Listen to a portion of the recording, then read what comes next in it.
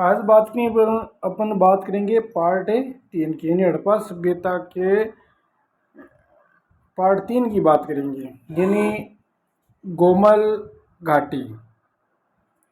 गोमल घाटी में रेमान डेरी गुमला, ये गोमल घाटी में, इसमें कोई ज़्यादा खास नहीं है। अब है पंजाब पाकिस्तान, यहाँ पर है सराय खुला जलीलपुर, ये आरंभिक बस्तियाँ थी। पंजाब है पाकिस्तान में, इसमें सराय खुला जलीलपुर, ये क्या थी, आरंभिक बस्तियाँ थी। आगे अपने बात करते हैं चोलिस्तान। तो देखो, चोलिस्तान है वो है रेगिस्तान, यानी चोलिस्तान की अपन बात करें तो ये आपका आता है पाकिस्तान पंजाब के बहावलपुर में है ये। और स्थानीय भाषा में इसे क्या कहते हैं, रोही कहा जाता है। यानी चोलिस्तान कहाँ पर है, पाकिस्तान में पंजाब के बहावलपुर में है। और स्थानीय भाषा में इसे क्या कहा जाता है, रोही कहा जाता है। और ये हकरा नदी का सूखा पहाड़ क्षेत्र है, यानी नदी को ज़्यादा पानी नहीं बहता है, यहाँ पर सूखा रह जाता है, इसके कारण अकरा नदी का सूखा पहाड़ क्षेत्र कहलाता है। और यहाँ पर हड़प्पा सभ्यता का एक स्थल भी है, यानी गनेड़ीवाल भी इस चोलिस्तान में ही है। और चोलिस्तान का उत्खनन करता यानी खोज करता कौन था, रफीक मुगल। यानी ये भी कई बार क्वेश्चन पूछा जाता है कि चोलिस्तान का उत्खनन करता कौन था, रफीक मुगल। अब आगे बात करते हैं अपने राजस्थान में जो कालीबंगा और सोती संस्कृति है, इसके बारे में कि कालीबंगा के बारे में अपन विस्तार से आगे और चर्चा करेंगे कि यानी क्या क्या मिला है। यहाँ शॉर्ट रूप में देख लेते हैं अपन कि कालीबंगा है वो हनुमानगढ़ जिले में है और दक्षिणी पूर्वी भाग में जूते हुए खेत के साक्ष्य भी यहाँ से मिले। ये क्वेश्चन बहुत एग्जाम में पूछा जाता है कि जूते हुए खेत के साक्ष्य कहाँ पर मिले हैं, कालीबंगा में। और जो कि खेती के साक्ष्य भी यहाँ पर ही मिले हैं।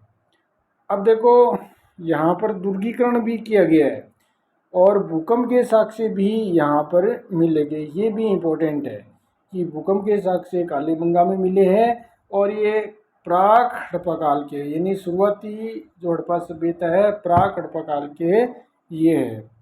और एक है सोती की खोज किसने की, अमलानंद घोष में। इसका केवल इतना ही ध्यान रखना है कि सोती कहाँ पर है, राजस्थान में। और सोती के खोजकर्ता कौन थे, अमलानंद घोष। अब देखो, आगे अपन बात करते हैं हरियाणा।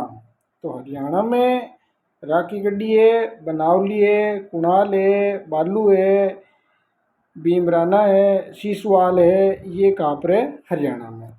एक है पंजाब भारत है, यहाँ पर रोहिला है, मसोरना है, ये भारत में है।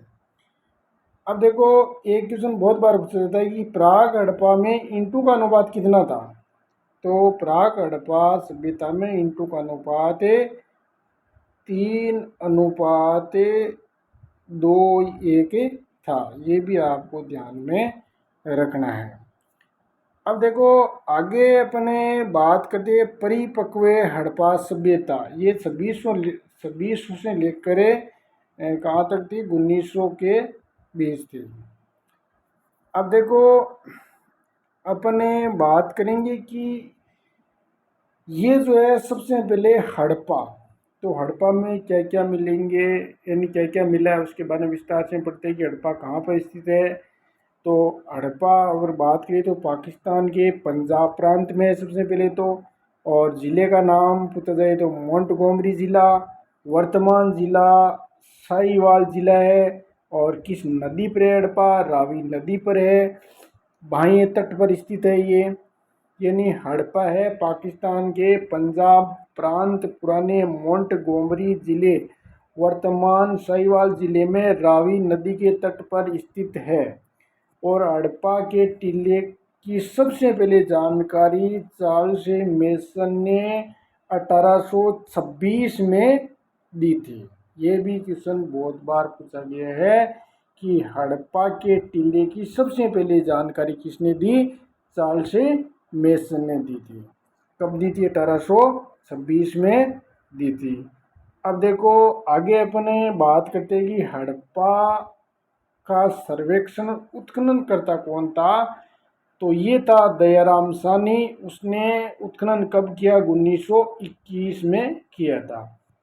अब एक क्वेश्चन ये भी पूछा जाता है कि हड़प्पा है उसका व्यापक यानी बड़े स्तर पर उत्खननकर्ता 1926 में माधव स्वरूप वत्स ने किया। उसके बाद में 1946 में मार्टिमर व्हीलर ने भी किया था। यानी 1926 में तो किसने किया? माधव स्वरूप वत्स ने।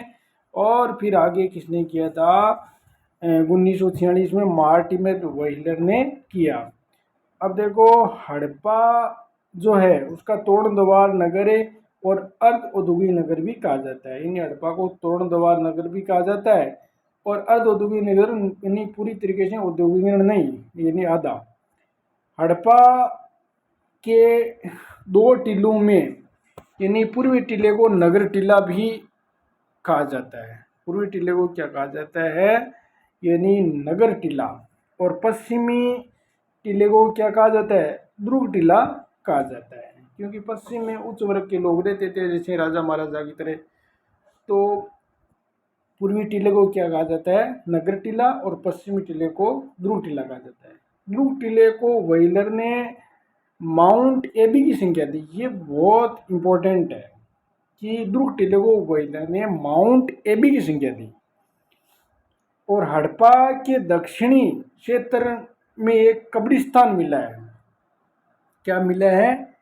कि हड़प्पा का जो दक्षिणी क्षेत्र है उसमें एक कब्रिस्तान मिला है। ये भी क्वेश्चन बहुत बार एग्जामों में आया हुआ है कि हड़प्पा में एक कब्रिस्तान मिला है जिसका नाम क्या रखा है? कब्रिस्तान R37 या कब्रिस्तान एच नाम दिया गया है। देखो कब्रिस्तान R37 या कब्रिस्तान H37 नाम दिया गया है। अब देखो उत्खननकर्ता कब्रिस्तान का कौन था? J.M.A. केनोयर। J.M.A. केनोयर। एक देखो आगे क्वेश्चन ये बहुत इंपॉर्टेंट है। यानी पिगड़ ने हड़प्पा एवं मोहनजोदड़ो को सिंधु सभ्यता की जुड़वा राजधानी कहा। यानी हड़प्पा और मोहनजोदड़ो को सिंधु सभ्यता की जुड़वा राजधानी कहा। अब देखो आगे अपन बात करेंगे कि यानी हड़प्पा से यानी मिला सबसे विशाल अवशेष। देखो एक अपन ने बीच में छोड़ दिया कि गढ़बाग के उत्तर में एक टीला मिला है जिसे माउंट एप का भी कहा जाता है। यानी गढ़बाग के उत्तर में एक टीला भी मिला है जिसे माउंट एप भी कहा जाता है। अब देखो आगे बात करते हैं अपने कि हड़प्पा से मिला सबसे विशाल अवशेष मिले। यानी सबसे बड़ा जो विशाल अवशेष है वो 6 की 2 पंक्तियों में निर्मित कुल 12 कक्षों वाला एक अन्नागार। यानी ये अन्नागार है। बहुत बार पूछा गया कि हड़प्पा की सबसे बड़ी इमारत है ये अन्नागार है। 6 की 2 पंक्तियों में निर्मित कुल 12 कक्षों वाला एक अन्नागार है। ये अन्नागार है लोथल। लोथल का है गुजरात में। लोथल के गोदीबाड़ा के बाद सबसे विशाल है ये। यानी दूसरा स्थान है इस अन्नागार का गोदीबाड़ा के बाद में। और प्रत्येक अन्नागार 50 गुना 20 फीट का है। और आगे अपन बात करते हैं तो देखो यानी अन्नागार नगर के पश्चिम द्वार के पास इसे व्हीलर ने शस्त्रागार परिसर कहा। यानी व्हीलर साहब ने क्या कहा? शस्त्रागार परिसर भी कहा। देखो घरों में शौचालय की प्रमाण भी मिले हैं यहाँ पर। क्या मिले हैं? शौचालय के प्रमाण भी यहाँ पर मिले हैं। अब देखो आगे अपन बात करते हैं तो देखिए यानी ऋग्वेद के हरियूपिया का समीकरण हड़प्पा से किया गया है। कि ऋग्वेद का जो हरियूपिया है वो हड़प्पा की तरह ही था। हरियूपिया का समीकरण हड़प्पा से किया गया है, तुलना की गई है। कर्मचारियों के आवास और मजदूरों के ब्रेक यानी श्रमिक के आवास भी मिला है यहाँ पर। हड़प्पा में क्या मिला है? कर्मचारियों का आवास, रहने के लिए जगह और मजदूरों को विश्राम करने के ब्रेक भी मिले हैं। और एक है पीतल की इक्का गाड़ी। क्या है? पीतल की इक्का गाड़ी, ये भी बहुत ही इम्पोर्टेंट है। पीतल की इक्का गाड़ी। एक मुद्रा मिली है, उसमें पैर में सांप दबाए हुए गुरुड़ का चित्र मिला है। यानी एक मुद्रा पर सांप दबाए हुए, गुरुड़ क्या था? एक पक्षी था, उन्होंने एक सांप को दबा रखा है पंजों में। इंटू के वर्ताकार चबूतरे भी यहाँ से मिले हैं। यानी इंटू का क्या मिला है? चबूतरा भी मिला है। अब देखो, स्त्री की गर्भ से निकलते हुए पौधे मरण मूर्ति, यानी ये भी बहुत इंपॉर्टेंट है, कई बार एग्जाम में पूछा जाता है कि स्त्री की गर्भ से निकलते हुए पौधे की मरण मूर्ति कहाँ पर मिली है? हड़प्पा में। और इसे मार्शल ने क्या कहा? मार्शल ने उसका नाम दिया था पृथ्वी माता, कहा कि पृथ्वी की माता है ये। अब देखो, नरक के बंद प्रस्तर पुरुष की धड़ की पाषाण मूर्ति भी यहाँ पर मिली है। दो पाषाण मूर्तियां मिली है, एक तो लाल पत्थर की मानव मूर्ति, एक काले पत्थर की नर्तक की मूर्ति मिली, नाचती हुई। मतलब एक तो लाल पत्थर की मानव मूर्ति, एक काले पत्थर की नर्तक की मूर्ति भी यहाँ से मिली है। अब देखो और उसमें क्या क्या मिला है, यानी गेहूं तथा जौ के दाने भी मिले यहाँ पर, कि हड़प्पा में गेहूं तथा जौ के दाने भी मिले हैं। और एक बर्तन पर बना मछुआरे का चित्र भी मिला है। मछुआरा मतलब जो मछलियां पकड़ने वाला है, तो एक बर्तन पर भी एक मछुआरे का चित्र भी मिला है। शंख का बना बेल भी मिला है। दूसर पाषाण की पुरुष नर्तक आकृति मिली है, यानी दूसर पाषाण की पुरुष नर्तक की आकृति भी यहाँ से मिली है। एक है तांबे की मानव आकृति मिली है। तांबे की एक मानव आकृति का मतलब तांबे से बनी हुई एक मानव आकार की छोटी सी आकृति मिली है। एक है यानी प्रसाधन मंजूषा, ये भी हड़प्पा में मिली है। प्रसाधन मंजूषा का क्या है? यानी जो आजकल अपन लिपस्टिक में जो महिलाएं काम में लेती है, यानी जो श्रृंगार करने के लिए एक ये पेटी की तरह थी, बॉक्स की तरह, है ना, तो उसमें महिला अपना सामान वो रखती थी। आगे देखो, एक कांस्य का दर्पण भी मिला है। यानी कांस्य का क्या मिला है? दर्पण भी मिला है। और देखो, मनुष्य के शव के साथ बकरे का अस्थि पंजर भी मिला है। यानी मनुष्य के साथ बकरे से उसका संबंध है, यानी बकरा भी, इसका मतलब वो या तो बकरे को पास में रखता था, ठीक है ना, जैसे वर्तमान में खाने के लिए जैसे काम में लेते हैं, इसी तरह बकरे का अस्थि मंजर भी मिला है। पशुओं की हड्डियों का ढेर भी मिला है, इसका मतलब यहाँ बकरे का मांस खाया जाता था। अब देखो, हड़प्पा से HR समाधि भी मिली है। ये बहुत बार पूछे थे, हड़प्पा से क्या मिली है? HR समाधि। देखो ये क्वेश्चन बहुत बार पूछा गया है कि HR समाधि कहाँ से मिली है? हड़प्पा से। और 16 ताम्र भट्टियाँ भी मिली है। 6 लड़ियों के सोने का हार भी मिला है यहाँ। 6 लड़ियों के सोने का हार भी मिला है। तांबे की मूर भी मिली है।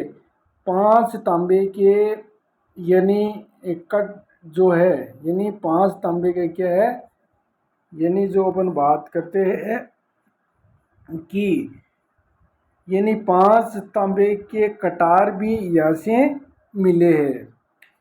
और देखो क्या मिले हैं? 5 तांबे के कटार भी। और हिरण पर आक्रमण करते हुए कुत्ते की पीतल भी मूर्ति मिली है। पीतल की मूर्ति मिली है, कुत्ता है हिरण का पीछा कर रहा है। और एक देखो, मोर पर गुरुड़ का अंकन, गुरुड़ जो पक्षी था ना, उसका भी अंकन मिला है। मोर पर समारोह का दृश्य, यानी ऐसा बताया जाता है कि यहाँ पर कोई समारोह किया गया होगा, तो मोर पर ये भी अंकन मिला है। अब देखो बात करते हैं हड़प्पा से कब्रिस्तान संस्कृति के साक्ष्य भी मिले। यानी हड़प्पा संस्कृति है, उसके कब्रिस्तान संस्कृति की साक्ष्य भी मिले हैं। लकड़ी के ताबूत में समाधान का साक्ष्य भी मिला है। तो एक ताबूत, लकड़ी का ताबूत बनाया गया था, उसके साथ शव को दफनाया जाता था। इसमें बताया जाता है कि विदेशी की कब्र माना जाता है। तो ये क्वेश्चन बहुत बार पूछा जाता है कि विदेश की कब्र है वो किस में मिली थी? हड़प्पा में। यानी एक ताबूत के साथ शव को दफनाया जाता था। इसका अर्थ ये लगाया जाता है कि ये विदेशी की कोई कब्र रही होगी। अब देखो, सर्वाधिक अभिलेख युक्त मोहरें कहाँ पर मिली है? हड़प्पा से प्राप्त हुई है। यानी अभिलेख युक्त मोहरें हड़प्पा से प्राप्त हुई है, जबकि सर्वाधिक मोहरें मोहनजोदड़ो से मिली है। देखो, ये क्वेश्चन बहुत इंपॉर्टेंट है कि अभिलेख युक्त मोहरें तो हड़प्पा से मिली है और सर्वाधिक मोहरें कहाँ पर मिली है? मोहनजोदड़ो से मिली है। यानी अभिलेख युक्त पूछा जाए तो हड़प्पा से, और सर्वाधिक मोहरें पूछा जाए तो आपको मोहनजोदड़ो करना है। अब देखो, आगे अपने बात करते हैं मोहनजोदड़ो की। यानी हड़प्पा के बारे में अपन ना पढ़ लिया। अब पढ़ेंगे मोहनजोदड़ो। सिंध का नखलिस्तान भी कहते हैं। सिंध का नखलिस्तान भी कहते हैं इसे सिंधी भाषा में। मोहनजोदड़ो का शाब्दिक अर्थ है मृतकों का टीला। ये भी क्वेश्चन बहुत बार एग्जाम में पूछा जाता है कि मृतकों का टीला किसको कहा जाता है? मोहनजोदड़ो को कहा जाता है, या मुर्दू का भाटा भी इसे कहा जाता है। मोहनजोदड़ो के और भी कई नाम, उपनाम भी है, अनेक नाम भी कह सकते हैं। यानी सिंध का बाग, सिंध का नखलिस्तान, रेगिस्तान का बगीचा, स्तूपों का शहर। यानी मोहनजोदड़ो के उपनाम क्या है? सिंध का बाग, सिंध का नखलिस्तान, रेगिस्तान का बगीचा, स्तूपों का शहर भी कहते हैं। अब देखो, अपन आगे बात करते हैं कि मोहनजोदड़ो सिंध के, यानी मोहनजोदड़ो स्थित कहाँ पर है? यानी सिंध के लरकाना जिले में सिंध नदी के दाहिने तट पर है। देखो, हड़प्पा तो था कहाँ पर है? रावी नदी पर। और ये मोहनजोदड़ो सिंध के लरकाना जिले में किस नदी पर है? सिंधु नदी पर दाहिने तट पर स्थित है। ये ध्यान रखना थोड़ा सा। और खोज की बात करें तो राखलदास बनर्जी ने की थी। किसने की थी? राखलदास बनर्जी ने कब की थी? 1922 में। देखो, यहाँ कंपैरिजन करके पढ़ना चाहिए अपन को कि हड़प्पा है उसकी खोज 1921 में दयाराम साहनी ने की थी, और मोहनजोदड़ो की खोज है वो राखलदास बनर्जी ने कब की थी? 1922 में की थी। इस सभ्यता में 7 कर्मिक स्तर मिले हैं। यानी बाढ़ के कारण मोहनजोदड़ो 7 बार उजड़ा था और बसा था। ऐसा बताया जाए कि बार बार बाढ़ आने के कारण दोबारा नया बसाया गया था। यानी ऐसा 7 बार किया गया था, उजड़ा या बसाया गया था। किसको? मोहनजोदड़ो को। अर्नेस्ट मेके 1930 में, वाइलर 1945 में, और जॉर्ज डेल्स 1965 में उत्खनन किया था। यानी ये अलग अलग तारीखें हैं। जैसे अर्नेस्ट मेके ने 1930 में, वाइलर ने 1945 में, और जॉर्ज डेल्स ने 1965 में और उत्खनन किया था। अब देखो, आगे अपने बात करते हैं वृहत स्नानागार। देखो, हड़प्पा में क्या था? अन्नागार था। और यहाँ पर क्या है? मोहनजोदड़ो में वृहत स्नानागार है।